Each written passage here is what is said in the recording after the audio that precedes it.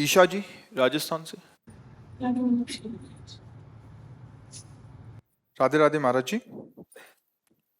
महाराज जी, पहले शिव जी की भक्ति थी, माँ के साथ पूजा अर्चना करते थे। उनके दिवंगत होने के बाद जैसे श्री जी ने आपके द्वारा मुझे संभाल लिया, आज अगर मैं सही सलामत हूँ तो श्री जी की कृपा से। महाराज जी, कभी कभी सब कुछ छोड़कर भाग जाने का मन होता है, कहाँ बहुत अकेलापन लगता है। कहाँ भाग जाने का मन होता है?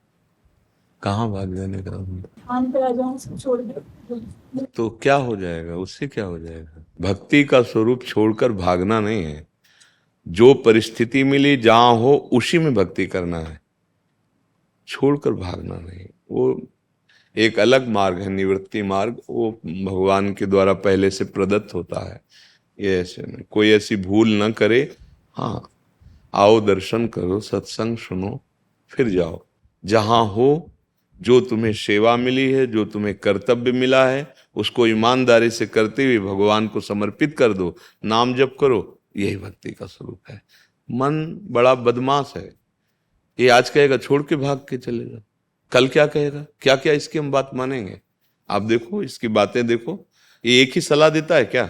ये तो क्षण क्षण में बिजली की तरह रंग बदलता रहता है।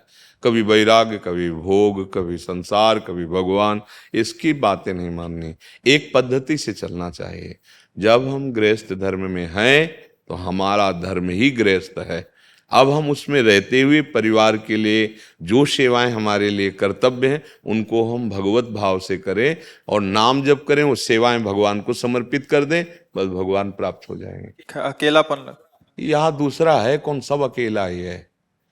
यहां से जब जाओगे ना तो चाहे जितने व्यवहार बना लो, जब यही नहीं रहेगा तो दुनिया में लाखों का मेला जुड़ा, हंसा जब जब उड़ा तो अकेला उड़ा। तो ये तो बढ़िया है कि हमारा कोई है नहीं तो हमको रोना पड़ता, हमारा मन फंसता। बढ़िया है। अपने परम मित्र, अपने परम प्यारे भगवान को नहीं पहचानने के कारण ऐसा लगता है कि हम अकेले हैं। नहीं, आप ना अकेले थे, ना है, ना रहेंगे।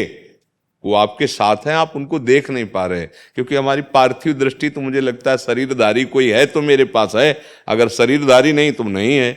नहीं, ऐसा नहीं है।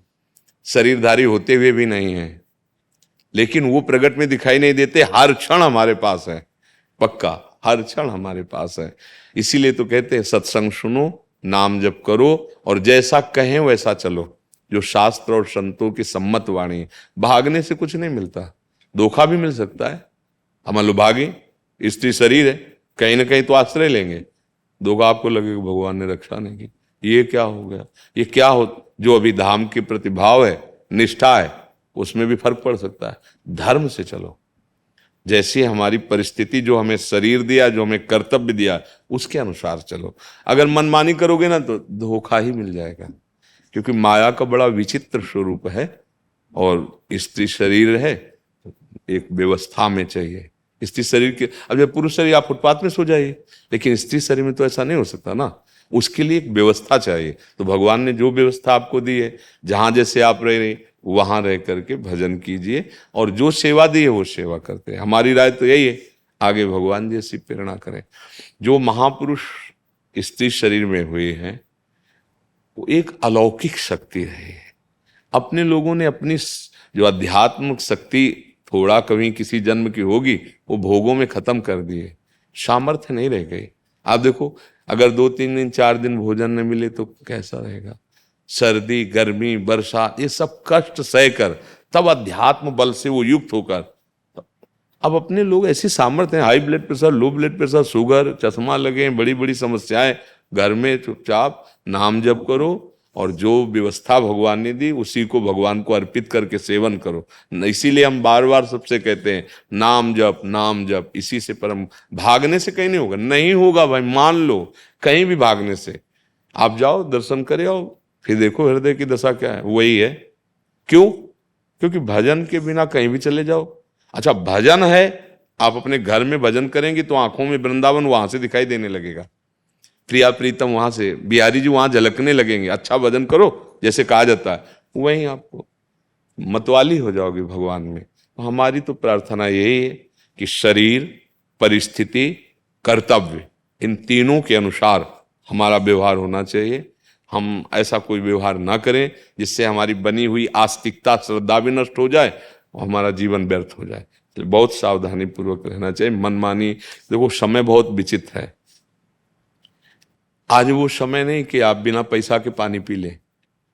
पानी, पहले जब गांव में बुजुर्ग लोग कहते थे, देखो भैया आगे समय आएगा कि पानी बिकेगा। बुद्धि खराब, पानी कोई बिकने की चीज है? आज दिखाई देता है, मात्र 40 वर्ष के पहले का आज दिखाई देता है आपको कहीं पानी नहीं मिलेगा। पैसा है तो पानी है नहीं। अब आप सोचो कैसे आज की क्या स्थिति है। पैसा है तो पानी है यार, नहीं भाई कुआं होते थे, हैंडपैप होते, चलाया है पानी, अब कहाँ है? सब खत्म, क्योंकि इतनी निचाई पर चला गया। भैया खास बात भजन है, भागना नहीं। तो कहते आप बाबा जी क्यों बन गए? हमारे भाग्य में लिखा है। भाग्य होता है पहले से लिख दिया गया कि तुम्हारे भाग्य में ये सेवा है, निवृत्ति मार्ग से चलो, तपस्या करते हुए जगत मंगल करो। भगवान की प्राप्ति के लिए 2 मार्ग हैं, एक है प्रवृत्ति जिसमें आप लोग हैं, और एक है निवृत्ति जिसमें हम लोगों को भगवान ने रखा है। इसलिए आप अपने धर्म का पालन करें, हम अपने धर्म का, तो दोनों पिता की प्रसन्नता का हेतु हो जाएंगे। एक बाप के ही तो बेटे हैं, गृहस्थ और विरक्त एक ही बाप के तो बेटे है ना। तो आपको वो सेवा मिले, मुझे ये सेवा मिले, हम अपनी सेवा से उनको प्रसन्न कर ले, आप अपनी सेवा से कर लो। आपको भागने की जरूरत नहीं है। बस मंगल में भगवान का नाम बड़ा अमृत है, हर समय उस जिह्वा पर है तो मानो बहुत बड़ा पहरेदार है। हनुमान जी जानकी जी की स्थिति का वर्णन करते हैं, बोले नाम पाहरू दिवस निशि, रात दिन राम नाम का पहरा है जानकी जी के पास, रात दिन। तो अगर आप राम नाम, तो पहरेदार कितना जोर का है। आप कैसे कह सकते हैं मैं अकेले हूं? जब नाम है तो नाम ही वही है।